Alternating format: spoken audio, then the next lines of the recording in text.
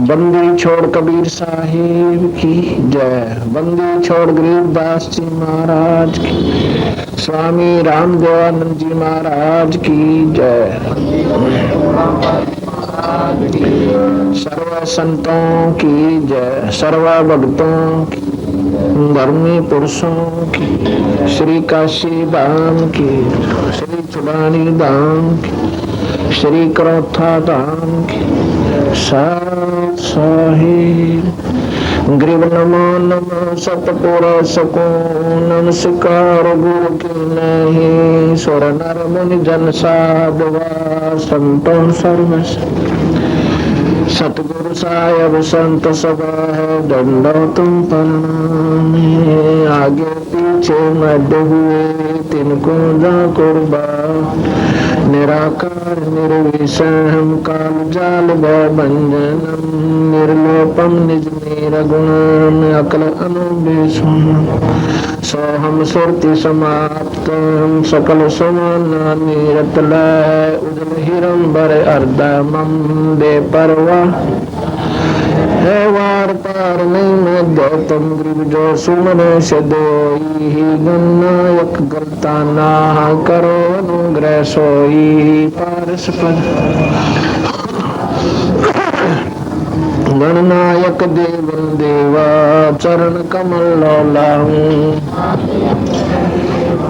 परम शक्ति संगीत मृद सिद्ध दाता सोई अविगत गुण सत पुरुष निर्मोही जगदम्बा जगदीशम तन मन अर्पो शेषम भक्ति मुक्ति भंडारी सुर नर मुनि जन ध्यावे शेष शेष मुख गावे पूज्य आद्य गणेशा इंद्र कुबेर सरीखा वर्ण धर्म राय समर्थ जीवन जी का मन इच्छा फल 33 कोटि अधारा धाम से 88 उतर भव जल पारा 33 कोटि अधारा धाम से कट है यम की फांसी सत साहिब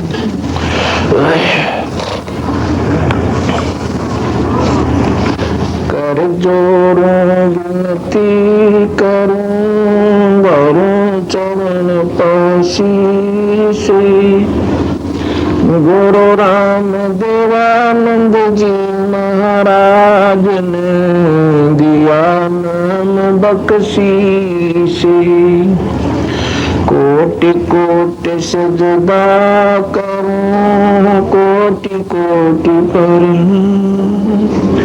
चरण कमल में राखियो में बांधी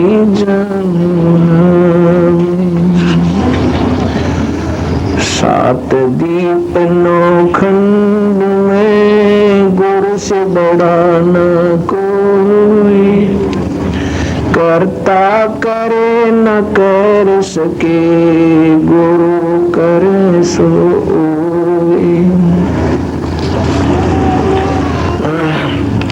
कबीर ये तन विष की बेलड़ी गुरु अमृत की खाने शीश दिए जो गुरु मिले तो भी सस्ता जाने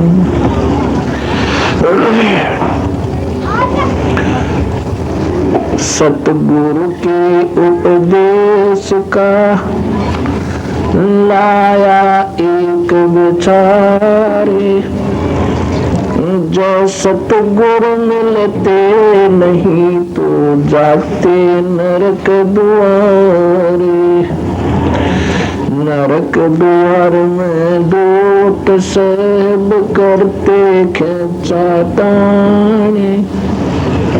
उनसे कभी नहीं छूटता फिरता चारों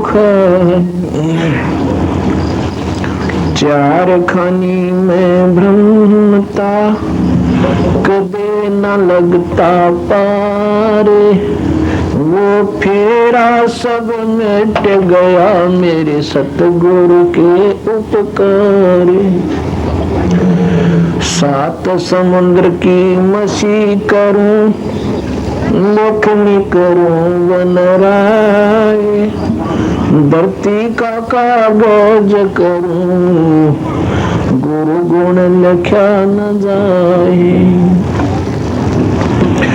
गुरु गोविंद दोनों खड़े, काके लागू पाए, बलिहारी गुरु अपना जिन गोविंद दिया मिलाए। कबीर गुरु के कबीर अरि के रूठ त्या, गुरु की शरण में जावे। कबीर गुरु जय रूठ गए, हरि न करे सहाय।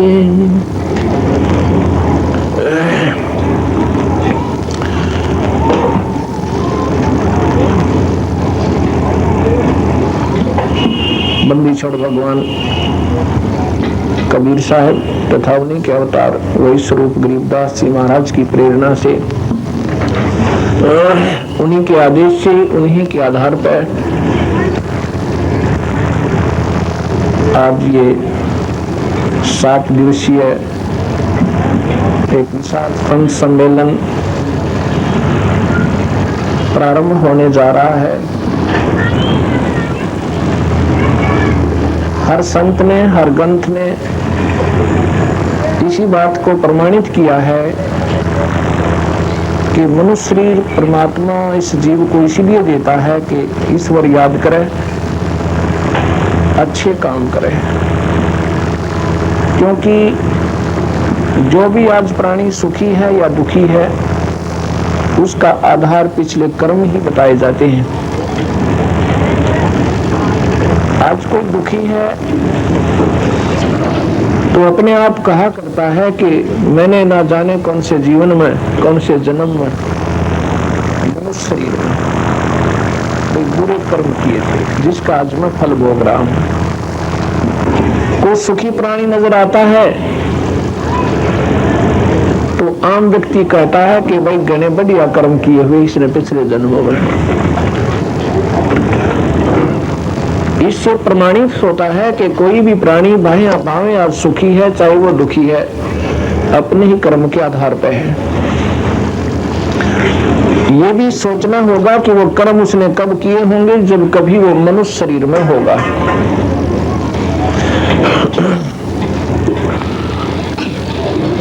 आज फिर हमारे पास मनुष्य शरीर है। अब हमने ये सोचना है कि आगे हमने कैसे संस्कार बनाने हैं, उनको अभी तैयार करना है। उसका ज्ञान कहां से होता है, संस्कार कैसे बने, ये ज्ञान हमें संतों से हो सकता है, अन्य स्थान पर नहीं। अन्य स्थान पर हमें क्या हो सकता है, अपने पेट भरने के धंधे की पूरी ट्रेनिंग मिल जाएगी। जैसा भी जिस माहौल में वो रह रहा है और उसके आधार पर ये प्राणी अपने कर्म पर, अपने कार्य पर बहुत सुचारू रूप से लगा हुआ है। धन उपार्जन के लिए इसने चाहे कितना कठिन काम करना पड़े, उसको भी करके माना है, क्योंकि उसने उसका पूर्ण ज्ञान।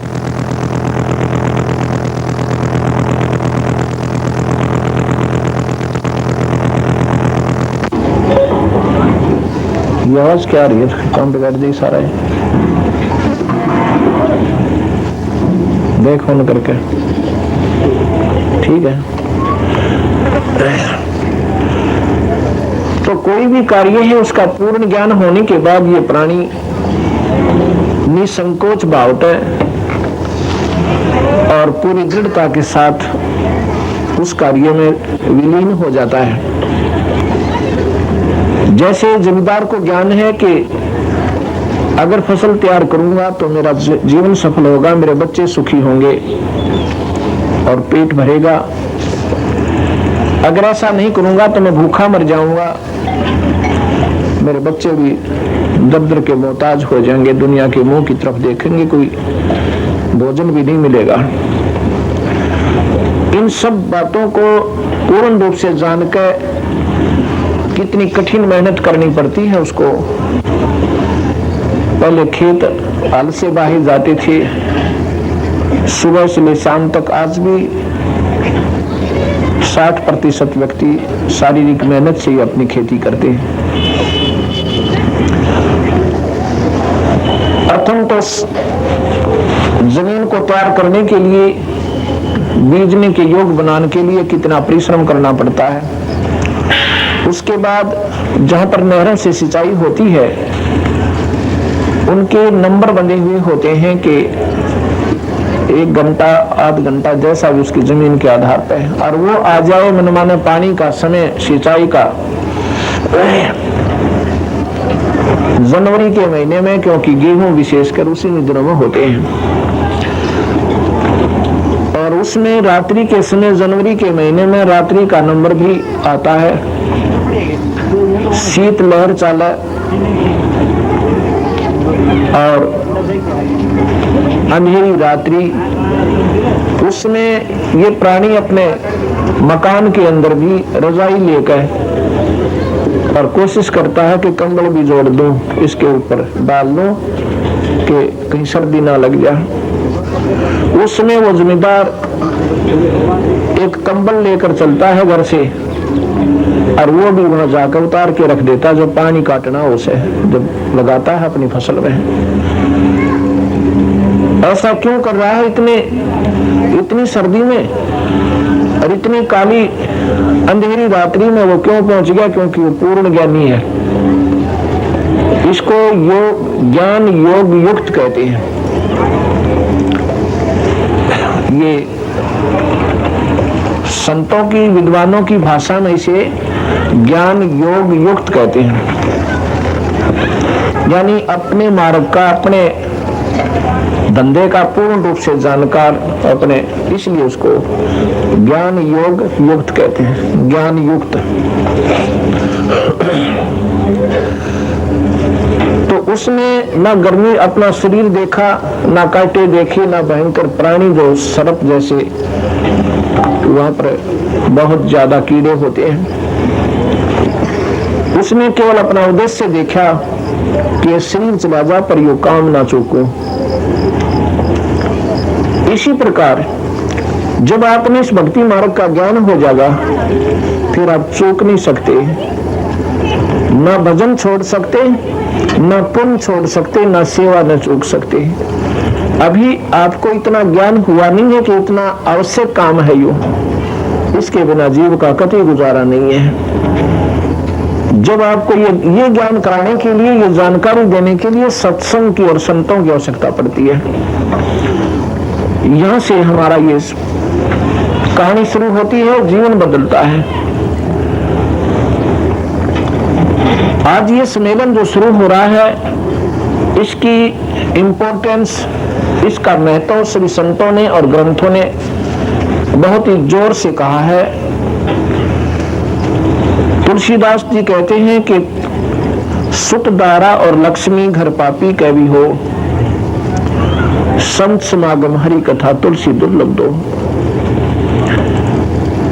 पैसा संपत्ति जिसे कहते हैं, सुत कहते हैं पुत्र को, दारा कहते हैं पत्नी को, और संपत्ति ये सारा सौदा आ गया जिसमें ट्रैक्टर, बैलगाड़ी, मकान, फैक्ट्री, कोठी, कार।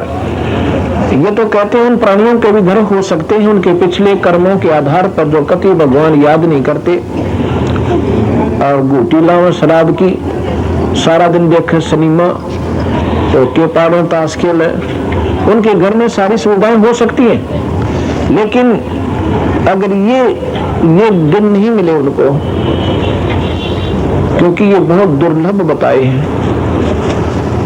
बड़ी कठिनता से प्राप्त होने वाला समय दुर्लभ कहलाता है। संत समागम हरि कथा तुलसी दुर्लभ दो। आज मालिक ने, कबीर भगवान ने आज ये दोनों सुलभ कर दिए, संत समागम और परमात्मा की कथा 7 दिन अमृत बरसोगा। फिर साथ में ये भी कहा कि सकल पदार्थ है जग माही, पर भाग बिना नर पावे नहीं। ये सभी संयोग आपके जुड़े हुए हैं, तभी आप इस महान सम्मेलन की तरफ अग्रसर हुए हो। और कई दिन पहले सोचने लगे थे कि सत्संग में चलेंगे, अपनी किसी ने छुट्टी ली है, किसी ने अपना काम संगवाया से, आगे पाछा अपना करके सत्संग सुनने की आपने पूरी कोशिश की तो मालिक ने आपको समय भी दे दिया। समय मिलता है आपके संस्कारों के आधार पे। आप बहुत पुण्यकर्मी प्राणी हो। यो देश भरा है सारा, आसपास कितने गांव हैं, इनमें गिनती कर लो कितने इंसान होंगे और कहां से और कौन कौन कितने बहन भाई आए हैं। ये बहुत पुण्यकर्मी प्राणी हैं। इनके कर्मों की, इनके शुभ संस्कारों की व्याख्या नहीं की जा सकती इसे बूंदे कलयुग में। अब जो राम नाम न चाहते हैं, धन्य है उनके माँ बाप ने जिनका उन्हें जन्म दिया, क्योंकि उनके पुण्य कर्मों में कमी नहीं है। आज जो सत्संग प्राणी आया है, ये छोटे छोटे बच्चे, मैं तो धन्य है इनके संस्कारों को इस उम्र में और इसे शुभ समागम पर ये आने का उनको शुभ अवसर मिला। तो ये जब सब कहते हैं पिछले जन्म जन्मांतर के जब हमारे पुण्य कृत हो जाते हैं, तब कोई संत का हमें मिलन हो जाए, सुत दारा और लक्ष्मी गर्पापी का भी हो, ये संत समागम हरि कथा तुलसी दुर्लभ दो। सकल पदार्थ है जग माही, भाग बना नर पावे नाही। आज आपके भाग में कमी नहीं है। आपके शुभ संस्कार आपको यहाँ लाए हैं।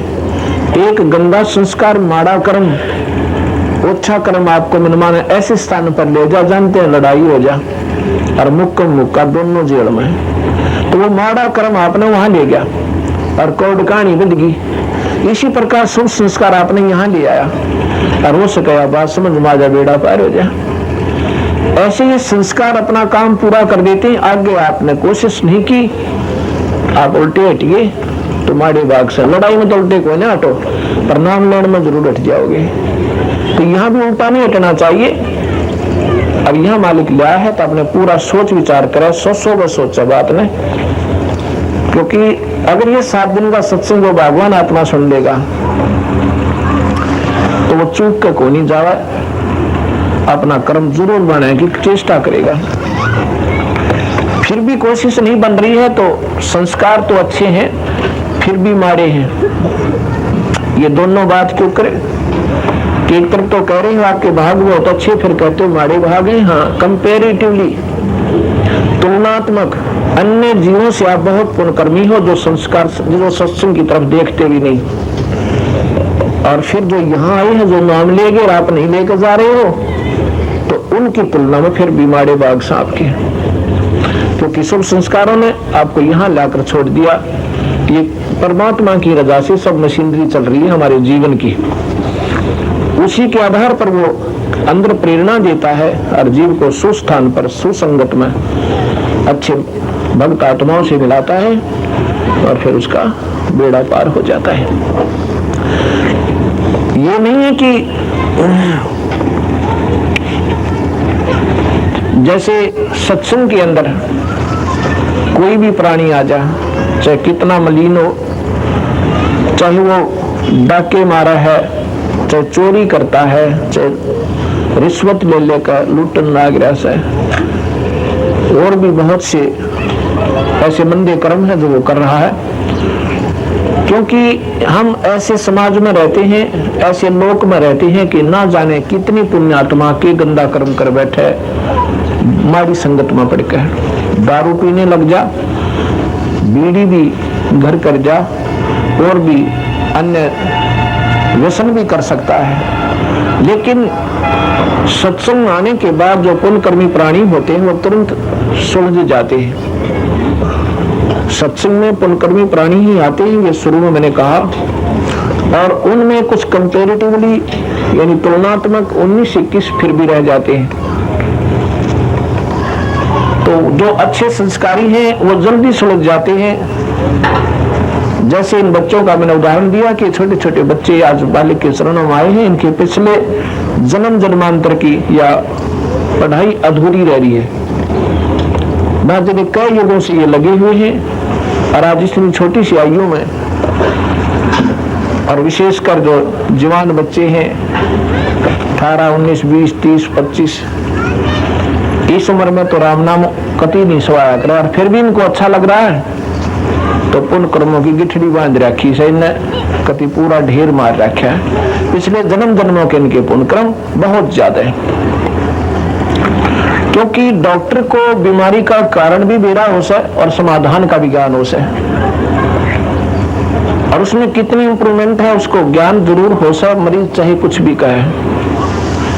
ऐसा ही संतों को ये ज्ञान होता है कि जो प्राणी सत्संग में आ रहा है बहुत ही भाग्यवान आत्मा है, और जो एक बार सत्संग में आते हैं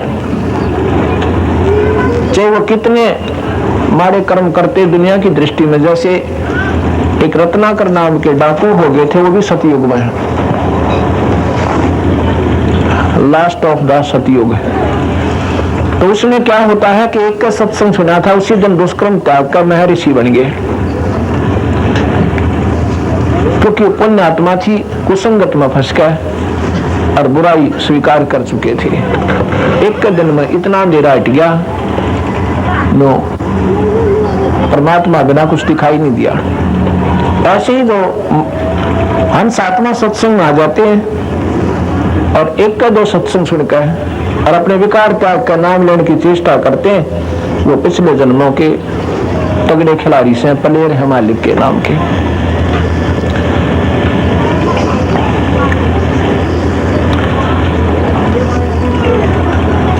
अब जैसे एक बार जब प्राणी प्रथम बार सत्संग में किसी की प्रार्थना से या वैसे अपने कर्म प्रेरणा आता है तो सत्संग की बातें बहुत कम अच्छी लगे, क्योंकि सत्संग कई प्रकार के सुन रखे आपने। एक तो सत्संग देखे हैं महापुरुषों के जो बड़े बड़े पांडाल लागे, 1 घंटा पहले सारंगी और हारमोनियम और वो सुरीले आवाजें के बाजे वो सब तो जीव को आकर्षित कर देते हैं, और फिर उसी में वो संत जन खड़े होकर नाचने लग जाते हैं, क्योंकि ये मन जो है इस मीठी गोलियों को ज्यादा पसंद करे, और कड़वी गोली तो वही खाओगा जिसने न्यो बेरा पिट गया तो गहरा मरीज से, और कड़वी गोली खाए बिना पार ना पड़े। तो जब तक ये प्राणी, ये मन, ये जीव आत्मा किसी भी चीज के टेस्ट को चाह रही है, चाहे वो गद्य भाग है और चाहे पद्य भाग है और चाहे ये सटरस भोजन होते हैं, तब तक वो भक्ति में पूर्ण रूप से पूरी स्थिति को नहीं प्राप्त कर पाया। अब जैसे परमात्मा की जानकारी जीव को दी जाती है कि तू कहां खड़ा है नादान, और तेरी क्या स्थिति है, इसको भले ही गा कर बता दो और चाहे स्वाभाविक बात बता दो, जिनको होश है वो एक ही बात को सुनते ही और एकदम सावधान हो जाएंगे और चिंतित बन जाते हैं। अब कोई आकर मुझे कह दे कि आपके घर में अग्नि लग गई, आग लगी और नुकसान भी काफी हो गया,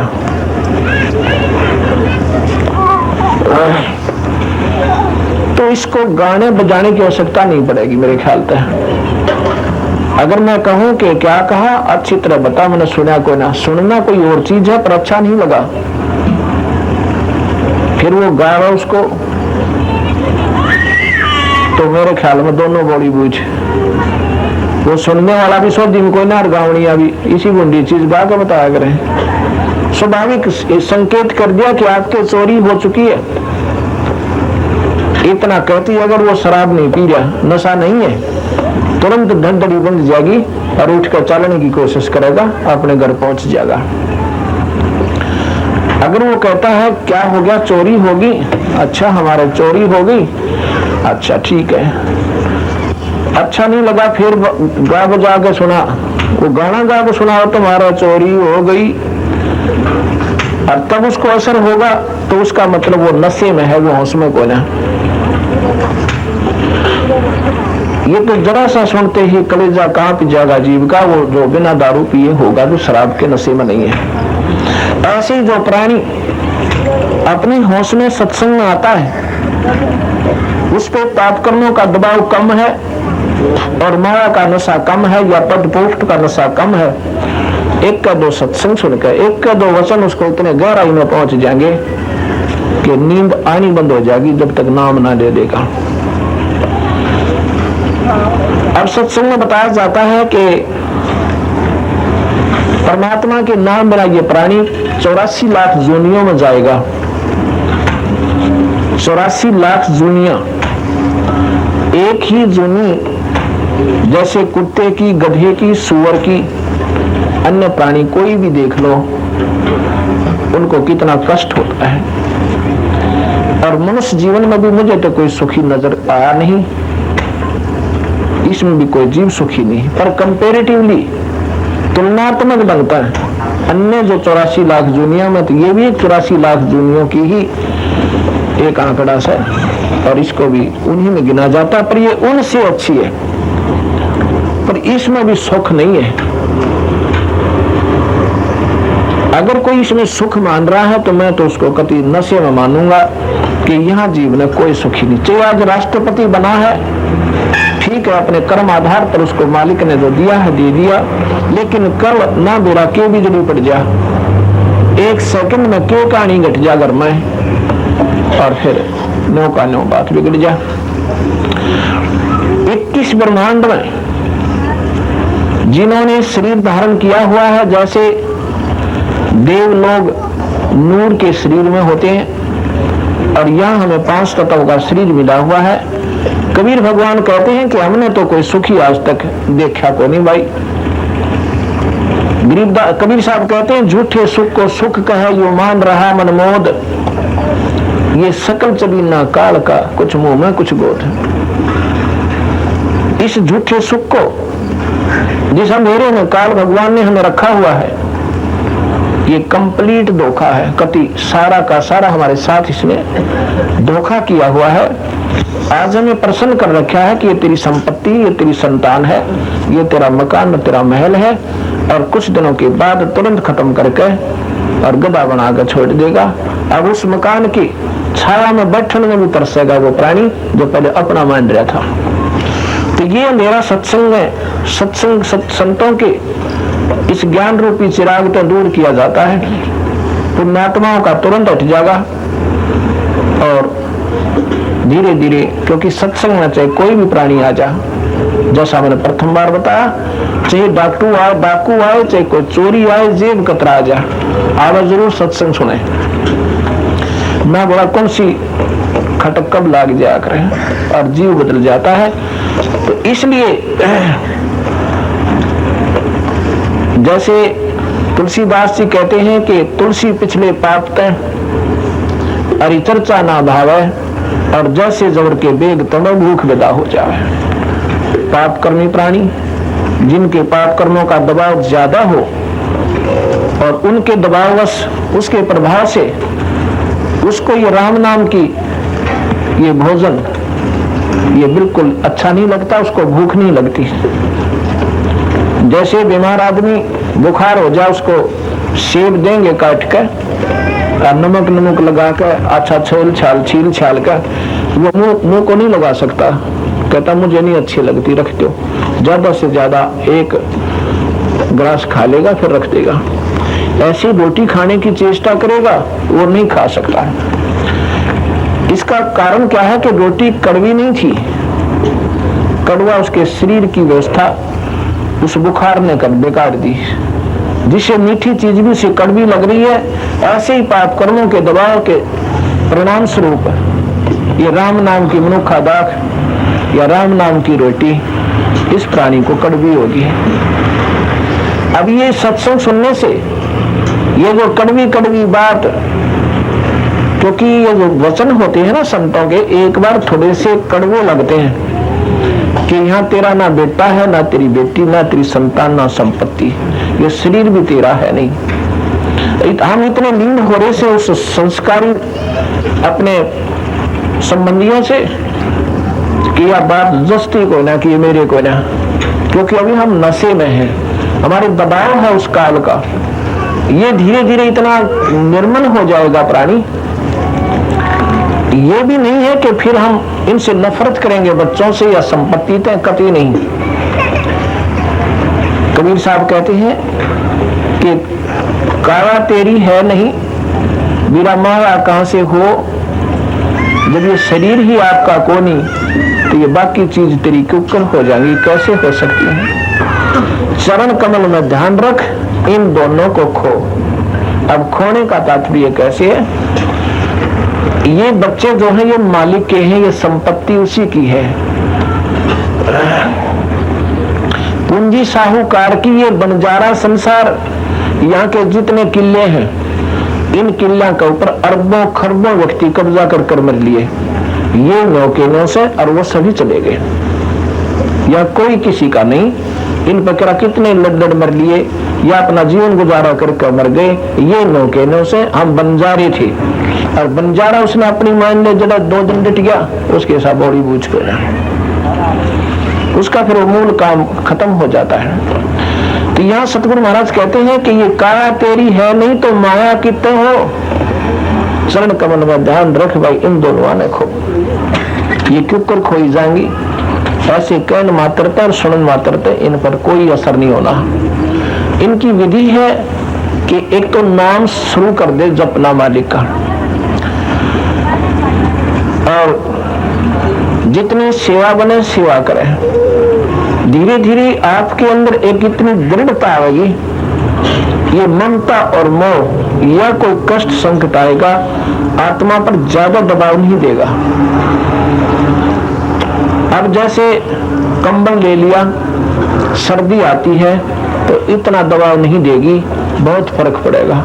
और जो अच्छा अपना मजबूत सा कंबल और भाई साथ में जुराब जुरूब पहन ली, मोटे जूते और टोपा टापा खूब प्रबंध कर लिया तो सर्दी बहुत कम असर करेगी। ये राम नाम की सेवा और सिमरन, ये सत्संग की सेवा, नाम का सिमरन, और ये सारा कुछ मिला के आपका एक कवच बनता चला जाएगा, जो सभी विकारों को निष्क्रिय करेगा। धीरे धीरे, एकदम नहीं होंगे। फिर कुछ ज्ञान जो है इसमें बाढ़ बनाएगा, आपको प्रोटेक्शन देगा। ये आपके सामने खड़ा होगा जब आप पर कोई विशेष दबाव बनेगा। जैसे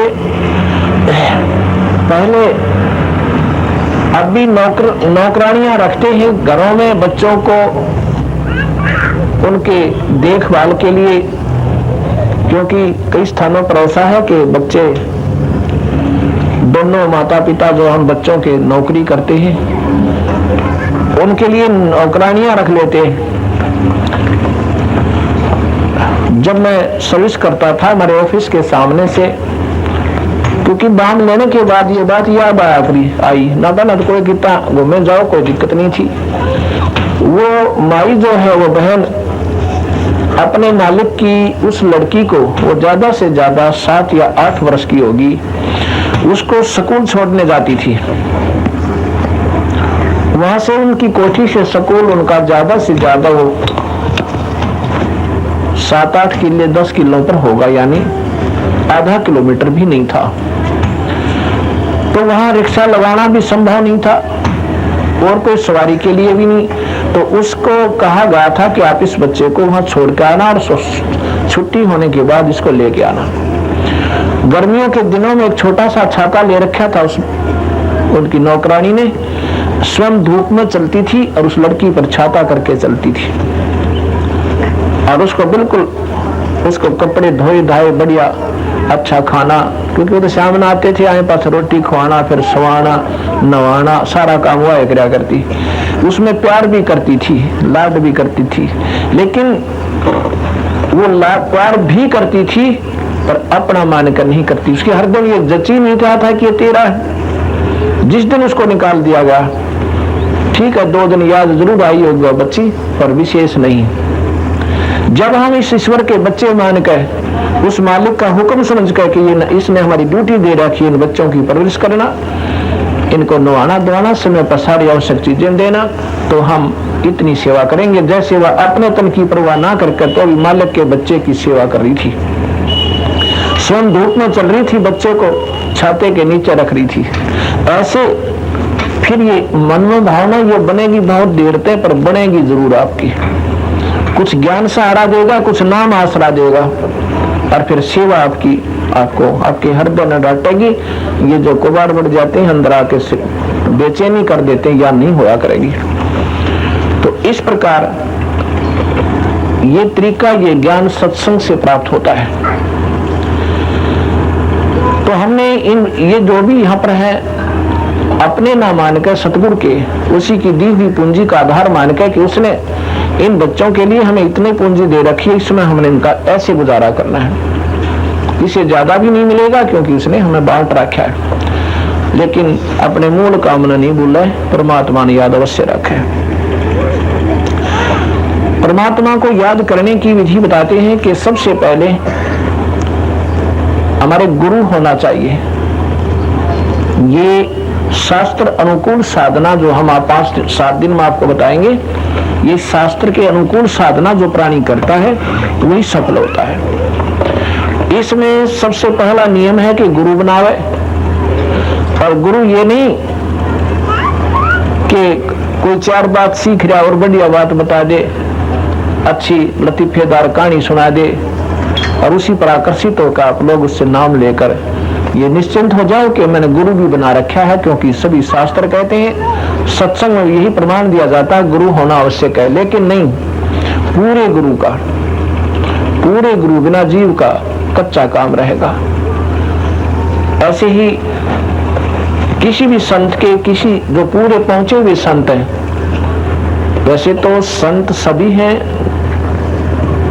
और आदरणीय हुआ करें, लेकिन सभी संत बराबर नहीं होते और सम आदरणीय भी नहीं होते। जैसे गौ नाम से हिंदू धर्म के अंदर ये गाय माता के तुल्य पूजनीय है, लेकिन विशेष पूजनीय गाय वही है जो 10 किलो दूध टाइम पर दे, और गाय वो भी है जो 2 किलो दूध देना और 3 बार लात मार दे, वह भी गौ है, क्योंकि गाय ही कहलाती है। और कति दूध ना दे ना गाय, वह भी गाय ही कहलाती है, लेकिन काम देगी वह जो 10 किलो दूध टाइम पर दे, बात बनेगी उसका। ऐसे ही करने वाले संत और जिनको आदेश हो गुरु के द्वारा नाम देने का, वही आपको पार कर सकते हैं। बाकी ड्रामेबाजी से मैं तेरा गुरु तो मेरा चेला, ये कोई बातें नहीं बनती। इसी ने हमारा समाज बिगाड़ दिया या भक्ति व्यर्थ कर दी आखिर में, क्योंकि उनसे कोई लाभ होना नहीं, और फिर दोनों बीड़ी पीने लग जाएंगे, गुरु बीड़ी चेला, और कट्ठी दारू पीएंगे। अब इन नादान जीवों की, क्योंकि इनकी आसक्ता परमात्मा में इतनी है, ये जहां एक बार चिपक गए वहां से हट नहीं सकते। वो सोचते हैं कि वो क्या कहेगा जो मैंने गुरु बना रखा, फिर वो इसे इंजेक्शन लगा देते हैं, कहते हैं गुरु नहीं बदलना चाहिए, गुरु एक ज्ञान अनेक। और संत कहते हैं कि झूठे गुरु को पक्ष को, कबीर साहब कहते हैं, और तजत ना कीजिए कहानी, अगर झूठा गुरु हो तुरंत छोड़ दे। एक वैद्य से बीमारी ना कटे, क्या डॉक्टर बदला नहीं करते? 20 बदलने चाहिए अपनी जान बचाने के लिए, ये अंधेरा हटाने के लिए सत्संग और पूरे संत की आवश्यकता पड़ती है। तो संत भी संत में अंतर होता है, सत्संग के अंदर भिन्नता होती है। सत्संग वो भी करते हैं, वो कहते हैं कि गुड़गांव में आड़ी रूसगी, अरे अपन भौरी नाराज हो रही, वहां चढ़ाओ इतने, और फिर कहेंगे थारा पुत्र रूस गया, वो रुष्ट है, उसकी पूजा ठीक ना बनी, उसका कनागता में वो श्राद्ध ठीक ना निकले, वो फिर श्राद्ध आओ ना, इतना वो कड़ तोड़ दे उनकी, वो श्राद्ध फिर आने पर सोच ठीक किए जाएंगे, वो तो साल भर में एक बार आओगे, फिर उसके बाद इधर उधर घुमाए जाएंगे, उन्हें गंगा में नहा ले, जमुना में गोते लगा ले, ये कोई पूजा, ये कोई साधन हमारे जो दुखों के निवारण का नहीं, ना आत्म कल्याण का। किसी भी कितने भी निर्मल पानी में स्नान कर लीजिए, पानी पानी का ही काम करेगा। शरीर की स्वच्छता, कपड़े धो ले, पीने के बढ़िया पानी है गंगा का, पीने का काम आ जाएगा। बाकी इस तो पाप कटे, ये अनजान लोगों का ज्ञान है। क्योंकि ना वेद में दिख रखा, कोई से वेद में कि गंगा बना रही हो, कि वह गंगा जब ठीक हो ना। और कृष्ण जी आए जब कौन सी गंगा ना थी, गीता में कितना जिक्र नहीं, गंगा बना लियो और पाप कट जाएंगे, कति नहीं। जहां से गंगा का निकास होता है, जब ये पृथ्वी पर आती है, कहते हैं भागीरथ ने तपस्या की और फिर सगड़ के पुत्रों ने यो या खोदगिरी 60,000 बताए। जब ये गंगा वहां से आने लगी, शिव के लोग थे, शिव जी से प्रार्थना करती है, भगवान उस मृत लोक में बगड़े बुंडे लोग सन पापी प्राणी रहते हैं, अगर वो मैंने छुएंगे तो मैं पापनी हो जाएंगी, अगर मेरे स्नान किया करेंगे वो तो भगवान ने कहा कि तेरे अंदर संत स्नान करा करेंगे, तेरे पाप कट जाया करेंगे। अब यहाँ सोचना होगा कि जो गंगा के पाप भी संत काटे, क्यों ना संत ने सेला पहले, क्यों ना हम संत के पास जाओ जो गंगा का भी कल्याण करे। इन्हीं के आधार पर आपने, क्योंकि सत्य ज्ञान जब तक नहीं होगा, और जमुना के नान तक कोई लाभ नहीं से, गंगा के नान तक कोई लाभ नहीं से। कहानी क्या है? क्योंकि प्रमाण हमारे पास, सच्चाई नहीं आई। अब ज्ञान तो है आपको कि भगवान कृष्ण तीन लोक का भगवान है, और ये भी कथाएं सुन रखी है, भगवान ने गोवर्धन उठाया। क्यों उठाया? ये देवी देवताओं की पूजा भी गीता में कति मना कर रखी है। बिल्कुल सख्त शब्दों में कहा भगवान ने कि जो पापी प्राणी हैं, जो कि देवी देवताओं की और पितरों की पूजा करते हैं, वो मूर्ख लोगों का साधनाएं हैं, और ये अंत में नरक में जाएंगे। तो क्या ये समाज में क्यों नहीं पहुंची ये बातें? गरीबदास जी महाराज कहते हैं, उनसे प्रश्न किया, भगवान ये बातें हमें क्यों नहीं ज्ञान हुआ, हमारे पूर्वजों को क्यों नहीं बताएगा? वो तो बहुत पुण्यात्मा थी, अगर उनको ये बेड़ा पट जानता वो तो बेड़ा पार कर जाते। आज के 10 साल सत्संग में रहना, आप आज से 100 साल पुराने व्यक्तियों के बराबर विचार आपके फिर भी नहीं हो सकते, उनके इतने उच्च विचार थे। इसलिए तो गरीबदास जी कहते हैं कि तत्व भेद कोई ना कहे रे झुमक रहा, ये पैसे ऊपर ना सुनो रे झुमक रहा। इस सच्चाई ने बिना कोई ना कहे, ये इतने बड़े बड़े पांडाल जिसमें लाखों भक्त आत्मा कल्याणार्थ आते हैं, उनको वो लिपा पोती की जाती है कि कनागत काटो, श्राद्ध निकाल लिया करो, आठम का फलाना व्रत बहुत बढ़िया एकादशी का, अब पीपल के चक्कर काटो, जाटी पूजो, तुलसी बहुत बढ़िया है। जब एक दिन नु कह देना भाई ये पितर ना पूजो, ये तो मना कर रखा भगवान ने, एक भी ना उस पंडाल में। इसलिए वो न सोचे तारी दोनी पक्की होनी चाहिए, कुआं में पढ़ो। क्या गीता पढ़ी नहीं उन लोगों ने, उन महापुरुषों ने, जिसमें कति साफ लिख रखा है कि ये प्राणी जो गलत साधना करते हैं शास्त्र के विरुद्ध, वो कभी सफल नहीं हो सकते, 84 लाख दुनिया में जन्म और मरेंगे। तो पुस्तक बना रहे हैं हम गहरी नजर गीता में, बिल्कुल यथार्थ ज्ञान इसमें दिया जाएगा विद उदाहरणों के साथ, जो कति साधारण उदाहरण होंगे, और श्लोक वाइज उसका पूरा कंप्लीट उदाहरण हम दे रहे हैं। जब आप, क्योंकि ये समाज में जाएगी, ये पुड़िया है, ये अंदर के अंधेरे न काटेगी। अब ये बन रही है तो चौथा हिस्सा भी नहीं है उसका, तैयारी की जा रही है उसकी। और ये गीता जी हमारे पास कम से कम 3-4 लेखकों की मेरे पास है। ये तो ज्ञान है कि भगवान ने क्या कहा, पर अपने ऊपर उसका जुगाड़ नहीं जोड़ा। जैसे किसी ने बता दिया कि ये गिरारी 3 नंबर की है, ये 4 नंबर की, ये फलाना पुर्जा है, ये फलाना नट है, अब न्यारे न्यारे दर दिया, जोड़ना आया कोई ना। अगर वो जोड़ना नहीं आया तो वो फिर भी अधूरा ज्ञान से, अर्थात उससे वो काम बढ़िया नहीं जितना ज्ञान आपने प्राप्त भी हुआ।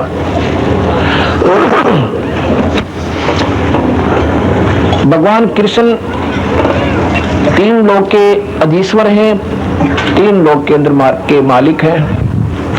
विष्णु अवतार, इस बात को सभी स्वीकार करते हैं कि विष्णु जी के अवतार थे। इस बात को भी समाज में ज्ञान हुआ कि भगवान रामचंद्र जो है वही आत्मा कृष्ण बनकर आई हुई है। तो भगवान कृष्ण की हम पूजा करते थे,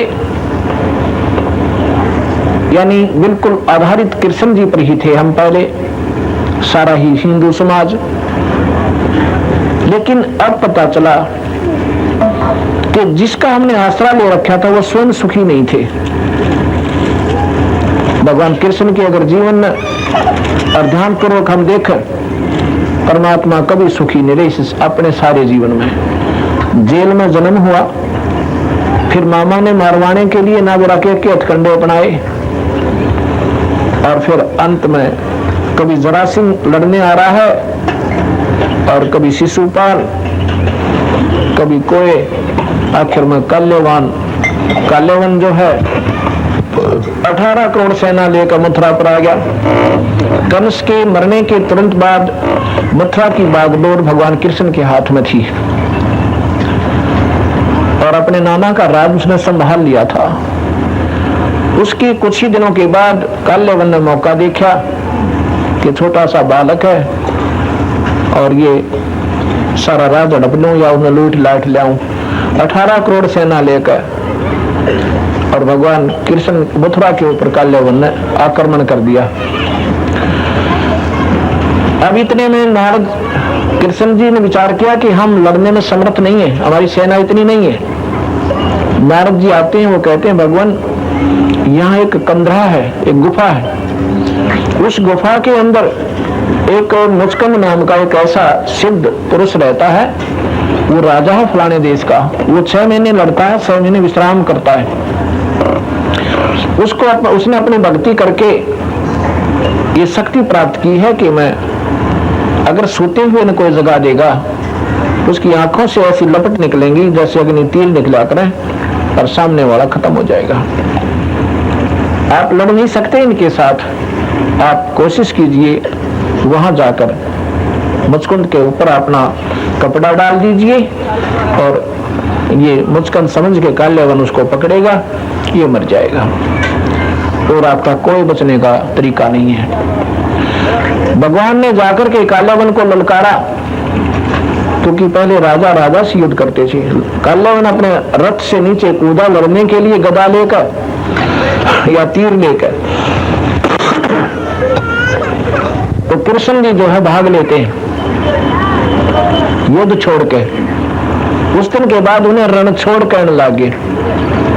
रण छोड़ माने युद्ध छोड़ कर भागने वाला, रण माने युद्ध, छोड़ माने बाजा छोड़ के।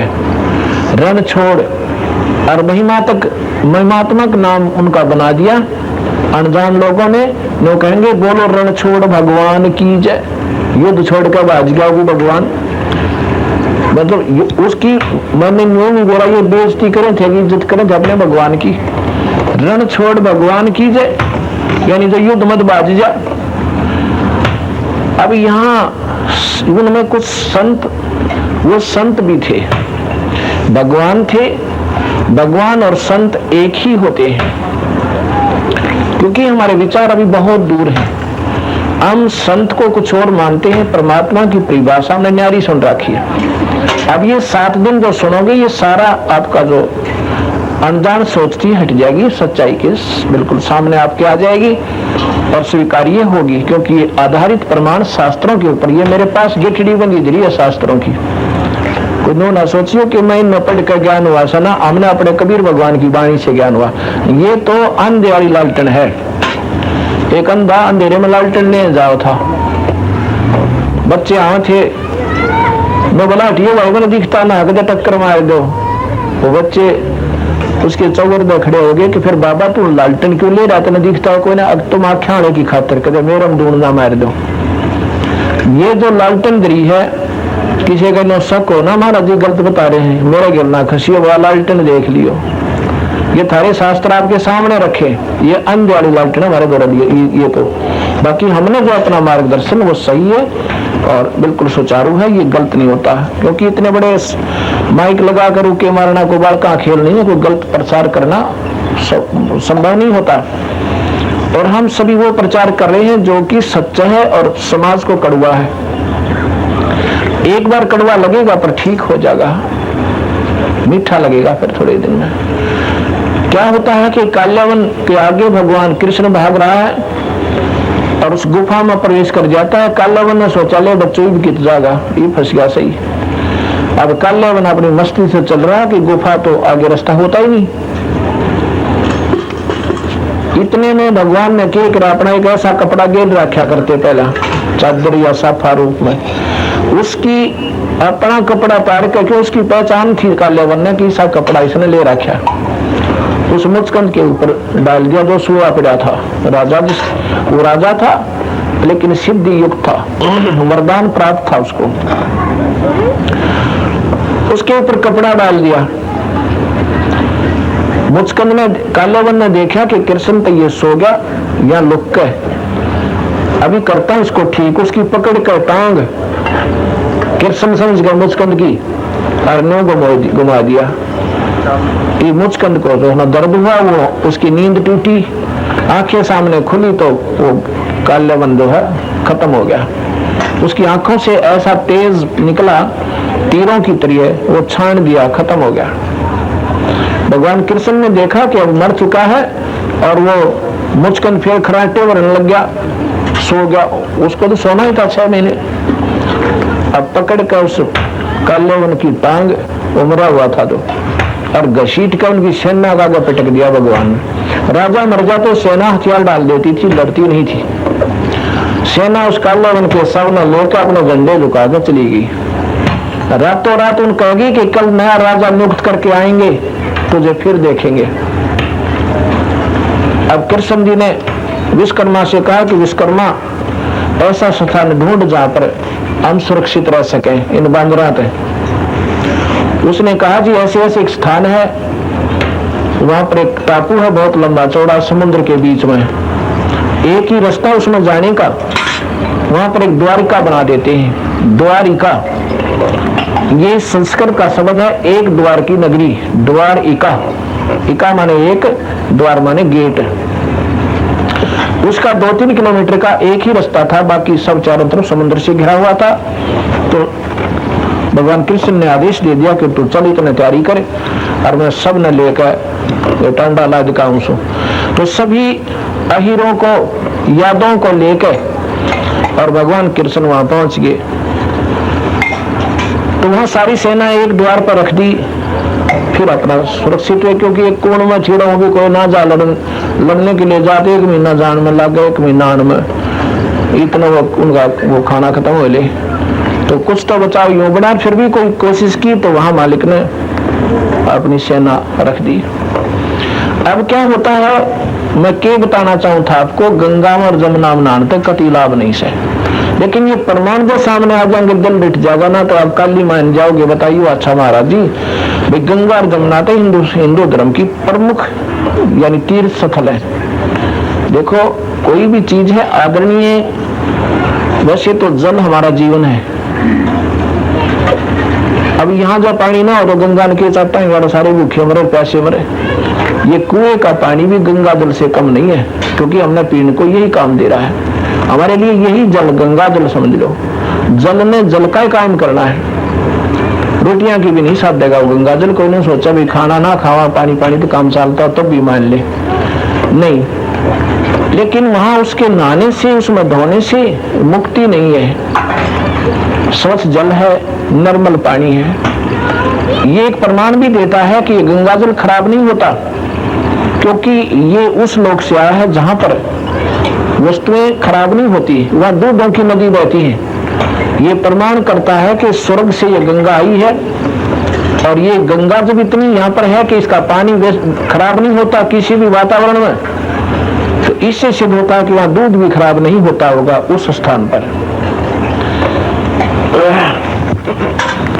ये कैसे आती है कि एक जटा कुंडली नाम का भगवान शिव के लोक में एक डैम है, एक जोड़ है, तालाब है, इतना लंबा चौड़ा है कि पृथ्वी भी छोटी पड़ जाए सारी की सारी। ये जो गंगा भगवान विष्णु के लोक से वहां आके गिरी थी, उसमें गिरने में 6 महीने लग गए वो डैम बनने में। अब कई नादान कहते हैं भगवान शंकर जी ने बोला गंगा अपने 12 में डांट ली थी। वैसे तो ये समर्थ है, ये हाथ कर दे तो डट जा गंगा, फिर 12 में क्या जरूरत थी उसने अपने डांटने की? क्या कोई बात हुई? जटा कुंडली एक डैम है, जैसे किसी जोड़ का नाम धर ले, गोरखाड़ा या शीश वाला माने शराड़ा, वैसे वो नाम वाला शर थोड़ा ही है, उसका एक नाम धर दिया। तो वहां जो स्थान है वो जटा कुंडली धाम बताया इनका, जो बहुत रमणीक स्थान है। और ये तालाब वहां भरा रहता है, निर्मल जलते हैं, जहाँ भगवान शिव बैठकर ईश्वर आराधना करते हैं। एकांत स्थान है वहां पर। ये भरकर जब ऊपर का निकला, इसमें 6 महीने लग गए, इतना बड़ा डैम है वो। तो नो कहे भगवान ने अपने बाला में 6 महीने बोला जटा में रख ली गंगा, और भगवान का चित्र बनाकर उसमें एक औरत का मुंह बनाकर नो कुरला करती दिखावे, फुआरा छोड़ रखा, पक्का प्रमाणित कर दिया। क्योंकि जिनको आत्म तत्व का ज्ञान नहीं, अपना अभ्यास नहीं, वो आबाई क्या करें, और ये भोली जनता फिर उसने स्वीकार कर लेती है। वो गंगा ऐसे नहीं आई थी, ये गंगा वहां से फिर निकली, नीचे गिरी, ये वाष्प रूप में चली। ईश्वर की शक्ति तय ऐसी कुछ शक्तियां होती हैं, सिद्धियां होती हैं, जो इन 5 तत्वों के अपने जो स्वाभाविक कर्म को बदल देती हैं। ये वहां से निकली, फिर इसकी वाष्प बनी। ये वाष्प बनकर हिमालय के उस पहाड़ पर गिरी, जहां पर एक नीचे बहुत गहरा गड्ढा है, जहां ये बर्फ से भरी हुई है, जहां ऊपर से वाष्प आती है। वो एक बहुत लंबा चौड़ा, कम से कम 1 किलोमीटर के आसपास इतना उसमें स्थान है। और फिर नीचे उसमें काफी गहरा चौड़ा एक होल बना हुआ है, और वो फिर नीचे गोमुख बनकर निकला हुआ है। गौ के साथ आ रहे पत्थर का मुंह, गौ जैसे मुंह का। अब दूर से देख लो, पहाड़ में ध्यान तो देखो एक पत्थर को, वो कभी तो गधा सा बना दिखेगा, कभी कुत्ते की सी आकृति आपको दिखे, जैसा विचार करते जाओगे। फिर वहां पर हमने गौमुख माना है, तो उसका मुंह ऐसा जैसे गौ का हो, उसमें से ये गंगा का पानी वो मेल्ट होकर वाष्प पिघल कर और फिर ये दरिया रूप में बह रहा है। अब भगवान कृष्ण जो है, मैं वही आपको ले जाना चाहता था। भगवान कृष्ण की लीलाओं को देखकर उनके वंशज जो है ज्यादा अभिमानी हो गए थे। संतों का आदर करना बंद कर दिया था कि कृष्ण जो का सब कुछ है, और हमने कोई आंट कोई ना बकवाद कोई करेगा तो आप गिर देगा। लेकिन ये भी हमारा अभिमान हानिकारक होता है। मान लीजिए आप पूर्ण परमात्मा के उपासक हैं और कोई छोटी उपासना करता है, उसको हे दृष्टि देखना आपका धर्म नहीं बनता। आपको उसको नीचा समझना या उसको धिक्कारना या उसको अभिमान आपके अंदर हो जाना, परमात्मा साथ नहीं देगा। ठीक है, उसकी मूर्खता, अज्ञानता, उसकी कर्महीनता ही समझे, बाकी द्वेष नहीं होता ना, उसको धिक्कारा तू क्या कर रहा है, पाखंड नहीं है। अपनी दृष्टिकोण से ठीक करा, पर समझाने की चेष्टा विधिवत करे जब बात में। तो उन्होंने क्या किया कि उन सारे के सारे यादों में इतना अभिमान बन गया कि आम संत ने मजाक करने लगे। और वीरदास जी कहते हैं कि डरिए साई संत तय, संतों से हमेशा डरते रहना चाहिए। आप शब्द नहीं कहे, बुरा नहीं बोले, अपना मृदु भाषा का है। मान लीजिए आप समझते हो कि ये संत कुछ नहीं जानता, गलत कह रहा है, कोई बात ना, आप ये सोचकर चले जाइए कि इनको कुछ नहीं मालूम है, परंतु अनादर फिर भी नहीं करे उनका। वो तो समय आने पर पता चलता है, जब अधिक सत्संग जीव सुन लेगा कि क्या जानता है क्या नहीं जानता। एक दिन में संत की पहचान नहीं हो सकती, सारे जीवन में भी पहचान कर लोगे हम तो तब भी आपको महान समझते हैं अगर संत की आप पहचान करिए तो। वहां पर दुर्वासा जी आ जाते हैं, द्वारका के बाहर बैठ के आकर सारी नगरी में चर्चा हुई कि ऐसे पहुंचे हुए महापुरुष आज तक ना हुए ना हुए, और साथ में भगवान कृष्ण के वो गुरुदेव भी थे। अब यहाँ फिर प्रसंग आएगा आपके मन में कि गुरुदेव तो उनके संदीपनी ऋषि बताते हैं, तो दुर्वासा तो हमने सुना नहीं, क्योंकि आपने जो सुना हो इनकम्प्लीट नॉलेज सुना है, अधूरा ज्ञान सुना है।